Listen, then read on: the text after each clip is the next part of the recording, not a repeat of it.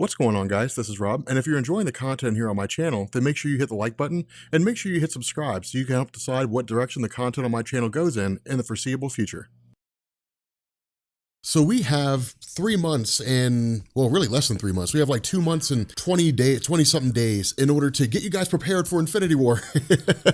Every Tuesday from now until really to Infinity War drops, because I have this scheduled out. So the week Infinity War, the movie comes out, we cover the entire Infinity War story. So those of you guys who have been screaming for part 2 for the last 3 years, you're finally gonna get it in May. In this video, we are going to cover the first appearance of Thanos and the first appearance of Drax the Destroyer and Iron Man fighting Thanos, which is actually kind of cool. Now, this takes place in Iron Man issue number 55, and it was written by Jim Starlin. Now, those people who are very familiar with comic books know who Jim Starlin is. For those people who, if you're familiar with that whole thing, bear with me, because I imagine there's probably gonna be a lot of people who are watching this that don't really know much about Marvel Comics. So we talked about this in our video on Adam Warlock Explained, which you're welcome to check out. You'll find the link down in the description. But nowadays, when you go and you buy Marvel Comics, you have stuff like, Guardians of the Galaxy, and you have, Ultimates, and all different kinds of stories that will explore the cosmic pantheon. I mean, you've got a Thanos solo series, and Silver Surfer's been canceled, but you had Silver Surfer for a little while. You had all these different series out there that explored the whole cosmic landscape. There was a time when that was not the case, when you had a couple stories here and there, but they weren't unified. You didn't read them feeling like you understood this great big huge pantheon because it was largely undeveloped. Now, it wasn't until Jim Starlin popped up, Roy Thomas popped up, and they started doing like these huge crossover events, the Kree-Skrull War and the Counter-Earth saga and all that kind of good stuff that dealt with all these different characters kind of expanding this cosmology. This story deals with the introduction of Thanos, and Thanos is in a lot of ways the linchpin of the Marvel cosmic landscape. He's the one guy that keeps coming back, and a lot of the stories that set the stage for how popular the cosmic landscape became started with Thanos. Infinity Gauntlet and Infinity War and Infinity Abyss and all those kind of things. It was all predicated on stories that involved Thanos. Now, initially this picks up really with Drax the Destroyer just kind of sending out a message to Iron Man, simply telling him to be aware of the Blood Brothers. Now, this is the actual introduction of their characters. And for the most part, the Blood Brothers were never really important in Marvel Comics. I mean, they were there, they were just henchmen that would pop up from time to time. And they were very reminiscent of this era of comic books, because this was published back in 1973. So that's one thing I also want you guys to notice. The way that characters talk is kind of dated. This is exactly how comics were published back in 1973. This is kind of cool, because for the most part, the Blood Brothers had your standard gamut of powers minus heat vision and flight. I mean, they had super strength, super speed to a degree. They weren't really like, lightning fast. They weren't Quicksilver or Flash fast, but they were still relatively fast. They could easily hold their own. Now, the funny thing about this, and one thing to keep in mind, is that because of the fact that a lot of these early stories were kind of crossing into the era of being grounded, which is to say the night Gwen Stacy died set the stage for more tangible, realistic characters, you don't really see a lot of flights of fancy when it comes to this kind of thing. You don't really see things going off the rails in the blink of an eye. It's not really 1960s comics anymore. And so the result is that the fight's largely hand to hand. I mean, for the most part, Iron Man's able to hold his own, but it's things like throwing desks, using chairs, so on and so forth. There's like the old hardcore matches from the WWF back in the day.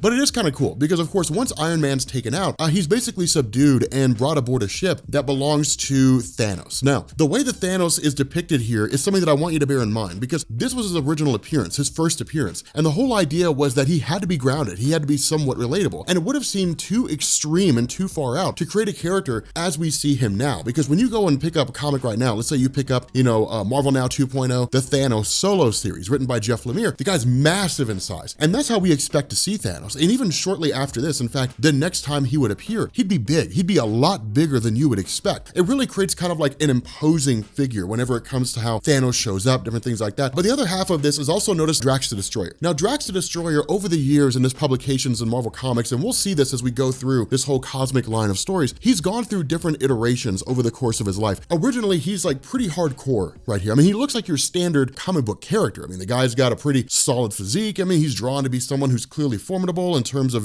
what he can do. Notice the cape and the boots and the belt. Very reminiscent of the old school Superman design. With regards to his character, as he progressed, there was actually a dumbing down of sorts. There was a point where Drax the Destroyer became stupid, and he was just like this ridiculous character. And it worked for a time, but then of course, as things progressed, and especially when you got into like the mid 2000s, when Dan Abnett took over the whole cosmic landscape, wrote stories like Annihilation, you basically had Drax who came back, and he was awesome. Like it was really cool. Drax the Destroyer, the way you see him now in the Marvel Cinematic Universe, that's Dan Abnett, Drax the Destroyer. But the whole idea behind this is we end up getting this kind of origin of sorts that comes directly from Drax himself. At some point along the line, Drax the Destroyer basically sought out the mind of Tony Stark, and we weren't told originally why he had done that. We were simply just told that he did, that he reached out to Tony Stark and basically gave Tony Stark this huge amount of information on everything that was going on. So it's almost like a flashback within a flashback. What ends up happening here is Tony Stark's warned about the Blood Brothers. Ultimately, they end up, coming after him and basically trying to find a way to track him down. But Drax the Destroyer continues this by basically saying that when he was sending all these memories into the mind of Iron Man, that he basically gives us the origin story of Thanos. Now, Thanos, for whatever reason, was different from all the other Eternals on Titan. Of course, Eternals basically being baseline humans whose genes were modified by the Celestials and then took to the stars. But the whole idea is that the Eternals use a giant computer that's simply referred to as Isaac, and is autonomous in a lot of ways, in the sense that it runs its own thing, it has its own personality to a degree, and it's pretty cool, but it's really more of like a research system. But what we end up finding out here is that the leader of Titan is a guy named Mentor, just this super smart genius who had two sons. The first was named Eros, and the second was named Thanos. What ends up happening is that somewhere along the line, essentially Thanos basically turned against the Eternals, and the result was that after going out and exploring the spaceways, he returned to his home planet with an army and killed everybody except for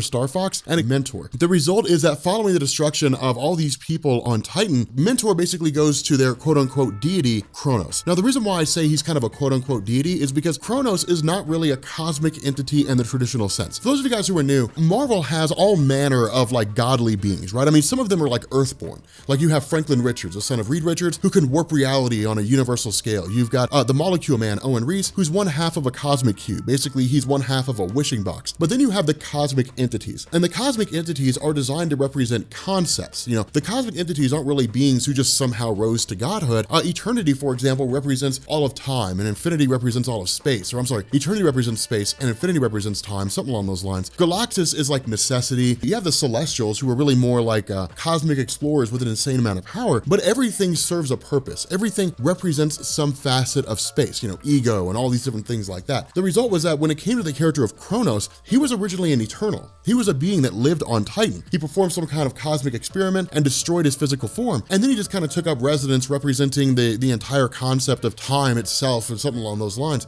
and he just became this sort of entity. He's just kind of a cosmic entity that exists out there, but he's really confined to Titan, which is to say the only time you ever really see him is when the Eternals of Titan call for him. But the whole idea behind this is that because Thanos had effectively destroyed all these different Eternals on Titan itself, Kronos, at the request of Mentor, crafted a being who was perfectly capable of tracking down Thanos wherever he may be. Now, there is a reason why Drax the Destroyer was made, and there is an actual basis behind the character, which is to say an origin for Drax the Destroyer himself. I mean, we'll go ahead and throw out there that he's Arthur Douglas because most people know that by now, but in terms of the actual origin, we'll go through that as we progress over the course of these various, cosmic videos. But the fact remains here, Drax was created for the purpose of being able to locate Thanos anywhere in the universe, regardless of where he is. Now, it doesn't mean that Drax will always kill Thanos. It just means that Drax can find him. As a result, the two of them engage in like a massive conflict of sorts. The moon itself is totally obliterated in the process, and of course, Drax the Destroyer is defeated, which meant that he was brought aboard the ship of Thanos, leading us to the current moment right now. And so, of course, with Iron Man basically making his way, basically overpowering the Blood Brothers and then making his way through the ship,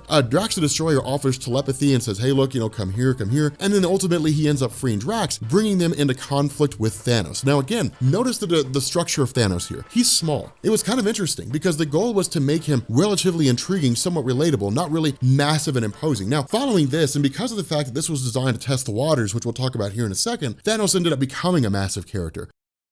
But with regards to the whole idea of testing the waters here, one thing to keep in mind is the way that you see this story play out is the way that a lot of stories played out back in the 60s and 70s in Marvel Comics when they wanted to introduce new characters. Now, in truth, there were a few ways that Marvel could handle this. I mean, by and large, when Marvel was introducing new folks, or at least trying to bolster the popularity of new folks, they'd throw them into the Fantastic Four. But as new publications started to come out, Spider-Man and Iron Man, and the Return of Captain America, and different things like that, it became very clear very, very fast which stories were the most popular ones. Iron Man was was hugely popular when he came out. And so what ended up happening is that when Jim Starlin got the chance to write a couple of Iron Man stories, he set the stage and said, well, then let's do what we've always done. Let's throw Thanos into the story, let's throw Drax into the story, and then let's see if people care. And that was the idea. Because of the fact that you didn't have real-time reactions, you didn't have Twitter, didn't have Facebook, you didn't have Reddit or anything like that, publishers like Marvel and DC had to basically send the character out there and then wait for the letters pages to come in, which is basically when fans write letters into the company, and then in turn go through all those letters, analyze those letters alongside the sales, put two and two together and say, okay, how did people respond to the character of Thanos? And if it was an overwhelming amount of support from people who were just like, man, I really want to see this, and if over the course of 3 months, sales continue to rise for this one particular comic, then that was an indication people like the character of Thanos. And so he would end up being brought back. But it was cool because with Thanos kind of showing up here, one of the first things that's established is that where Iron Man and Drax the Destroyer are able to take out the Blood Brothers, that Thanos is no easy pushover. He's able to subdue and overcome Iron Man in the blink of an eye. It's not even difficult. It's not even complicated. Not only that, Thanos actually threatens to self-destruct the whole ship and blow them all to smithereens. Now, of course, when you end up having an energy blast used by Drax the Destroyer combined with the efforts of Iron Man punching out Thanos, this is when we actually find out he's a robot. And that's when the whole attempt to basically bolster interest in the character comes into play. Because what Jim Starlin had basically done here is simply said, Thanos may or may not return, and that was it. I mean, by making him a robot, they didn't kill the actual Thanos. And so when you were reading comics back then, back during this point in time, things like life model decoys, that was a concept that would evolve over the years. But the whole idea was that making somebody a robot was basically saying, so this guy's not really Thanos. He's pretending to be Thanos, which means there is a Thanos out there. And so how would you guys feel if that version of Thanos came out? It was basically asking the question without asking it on the nose. And that's where the whole experimentation would come in. How did people respond to it? Did people enjoy it? Do they want to see Thanos make his return? And so again, it's pretty cool because what this does is it ends pretty rapidly. I mean, it wraps up pretty fast. These stories never really drug on too long. That's the nature of comics from back in the day. To kind of sidetrack for a second, there's a huge difference between the way comics were published back then and the way comics are published now. For the most part, almost every single story arc was wrapped up in a single issue. If a story arc wasn't wrapped up in a single issue, it might run for like 2, possibly even 3 issues. It was a huge deal if you had a story that crossed over like 6 issues. It's like, oh my God, dude, this is a massive situation. The issue is that as Marvel and DC began to realize how popular crossovers were, they began to grow in prominence. Not only that, Marvel and DC also began to realize that crossovers were a great way to boost the readership for ailing titles and get people to check them out if they wouldn't normally read them. And so you'd have a crossover event that's massive and everybody wants to check it out. And then you start grabbing ailing titles and then throwing them in there. Sometimes it bolstered the popularity of that character. Most times fans didn't care. And so the result is that nowadays you have story arcs that'll run 6, 7, 8, sometimes even as high as 12 issues long. Like The Professional, for example, from DC Rebirth, when it comes to Deathstroke, that was like a 7 or 8 issue story arc. Back in the 1970s, 1980s, that was unheard of. There's no way that would have happened because kids' attention spans were so small. We're starting to see that somewhat return to familiarity with DC Rebirth. If you go and pick up a DC Rebirth comic, most of the story arcs are anywhere between 2 to 4 issues. Usually they're only about 2 or 3 issues, and that's really it. Sometimes they'll get as high as 4. But the shorter issues allow for people to digest those comics super easily, get the story arcs under their belt, grab what they learn, and carry it over to the next story arc. And it really allows things to feel like they're moving faster, which is a pretty cool technique. Marvel's still kind of stuck in the old days where, story arcs were 6, 7 issues long, which maybe they'll move forward and kind of step into the modern day. I don't know what their business plan is, but the fact remains, things kind of end pretty fast. It's basically Drax the Destroyer, Iron Man shaking hands, saying, hey, maybe we'll see each other again, maybe won't. Again, Jim Starlin teasing the idea that Drax and, Thanos may end up returning later on, and then that's it. Things are just kind of done. So again, it's testing the waters, it's experimenting. Will people be receptive to it? Will they like it or not? And so with that being said, guys, we're gonna bring this video to an end. If you are new here to Comics Explained, make sure you guys hit the sub button to become part of the Rob Corps. If you guys enjoy this video, make sure you drop a like and let me know how you guys feel about these older comics, because in truth, the other stories that we're gonna be doing, Counter Earth, different things like that, a lot of those are gonna be written in a manner similar to this. Now, Counter Earth is a little bit different because Roy Thomas wrote some pretty gritty stories, and so there will be differences. But the story of Counter Earth will begin the process of introducing the Infinity Stones. And so that's one of the reasons why I wanted to cover that, is you guys will see the evolution of the Infinity Stones introduction, running all the way up into the events of Infinity Gauntlet and afterwards. But anyway, guys, we're gonna bring this to an end, and I will catch you all later. Peace.